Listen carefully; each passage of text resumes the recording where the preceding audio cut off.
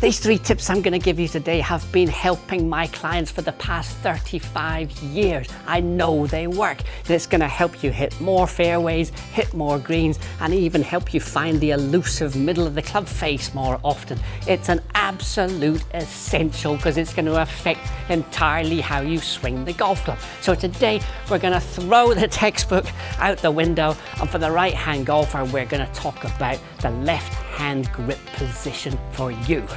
I'm Andrew Cullen. If you want to swing better, think better, score better, and golf yourself to life, subscribe here. Tip number 1, finding your natural left-hand position. Now, let's ignore for a minute the 2 knuckles V to the right shoulder as it was in the textbooks, because not everybody's the same. You see that on the tour. Matthew Fitzpatrick, super strong grip with the left hand. Dustin Johnson, super strong grip. They're great players. They don't have 2 knuckles showing. They've got about 4 knuckles showing. So did the great Bernard Langer in his time. So this is the first step in finding your most suitable left-hand position. Stand straight up, let the arms hang. There it is. So you'll see that the hands don't hang parallel to the body, they hang turned in. So there's step number 1. This is your natural position. What's not talked about much is how the left-hand position on the club is going to affect the rotation of the arm, and the rotation of the arm is what delivers the club head back to square or not, as the case may be. So the easiest way to find your first step in natural grip position is let the hands hang. Already put the club on the ground, aim towards your target, just wrap your fingers around how the hand hangs, and this will be the first indication of how you've got to hold the club. Whether that's 2 knuckles, 2.5 knuckles, 3 knuckles, maybe you've got gorilla hands, maybe we're on to 4 knuckles, doesn't matter. That's the way you're going to get natural rotation. Where the left forearm starts is where the left forearm wants to return, so that rotation affects the club face. So if I'm going to go into an unnatural position, weak grip, the arm will rotate this way coming into strike to get its natural position, the club face opens, and I've got to invent all sorts of compensations to get the ball starting on the right target line. Equally, if for me I go gorilla, which is not the natural, and the left hand's on top, then the arm's likely to over rotate, close the club face and start the ball off to the left hand side. So step 1, tip 1, find your natural left hand grip position by letting that left arm hang.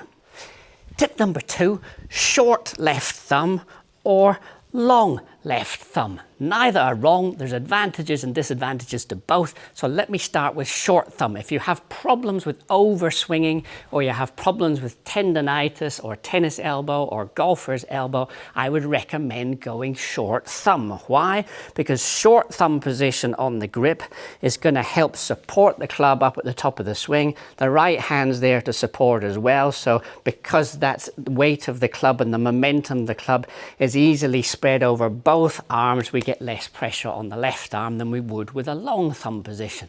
So it's helpful in overswings. So I got much more control of the swing. If I suddenly went long thumb, that's going to happen. Also what can happen with long thumb is we start to get less control of the wrist, open the club face, so we've got much less direction control with a long thumb usually than we do with short thumb. So if that's your problems, I would go short thumb on the grip to get more control of the club face up to the top of the backswing. But if distance is your problem, we need to get a little bit more leverage up at the top of the swing, so we go longer thumb position. That again is going to help you get more wrist angle up at the top of the swing, create more leverage in the left arm and the right arm, which will help create more speed on the way down. We just have to be careful with that long thumb position that we're not changing wrist angles up to the top of the swing. Again, the danger would be that we go too far, we start to lose the wrist control in that direction, which opens the club face up, and then we're going to get another compensation on the way down. So I rarely recommend that unless distance is a big problem and we need to try and find bits of speed in all different parts of the swing. If you're scrolling through YouTube and getting more confusion than clarity and not getting the answers to your questions, consider joining me at Buy Me a Coffee while I'll answer your questions in video format personally for you to help you get improving your game as quickly as we can. Tip number 3, grip pressure. You really need to experiment with this one to find out how you get the best out of leverage and rotation in the arms. What I like to tell my customers is imagine a scale 1 to 5. 1 is almost as loose as possible. The club might fly out of the hands as you strike the ball. Number 5, we're hanging on as tight as possible. Usually not recommended, but hell, Bryson DeChambeau does that and he's a pretty successful golfer. So there's no rights and wrongs again. But mostly I see when I recommend grip pressure number 3 from start to finish, what we start to get is the natural rotation and leverage from right arm and left arm through strikes. So again, the left arm returning to its natural position, which if we've got right at the start and right up at the top of the swing, means the club face is going to get delivered square, which is why you're going to hit more fairways and greens. So grip pressure number 3 would be the general solution, and the goal is to try and keep grip pressure number 3 from start to strike. So just be aware of what the grip pressure is at the end of the swing. So we control grip pressure, we control rotation of the arms, we have better control of the club face. So let me just show you a couple of shots here. So I'm going to start with grip pressure 3, and we're going to keep it the same. 3, 3, 3, 3, 3, 3, 3, 3, 3. So you'll see usually a nice sequencing of the motion when the grip pressure is not too tight, and we get a natural leverage and rotation in the arms. If you feel that the right hand is still hitting too hard, we can play with this. We can make left hand a 4 and right hand number 2. So for example, Shane Lowry, if you look at his grip position, his little finger's not even on the grip as he's swinging through. So his right hand seems to be much lighter than his left hand, and it can really help with the release.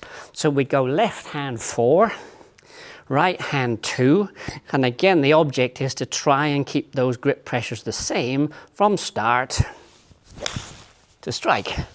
And sometimes, particularly if you soften off the right hand, we start to get into a more powerful position at strike, a little more leverage, a little more compression on the golf ball, rather than if the right hand is hanging on for dear life and releasing everything a little bit too early, and obviously changing the club face. So really play with this.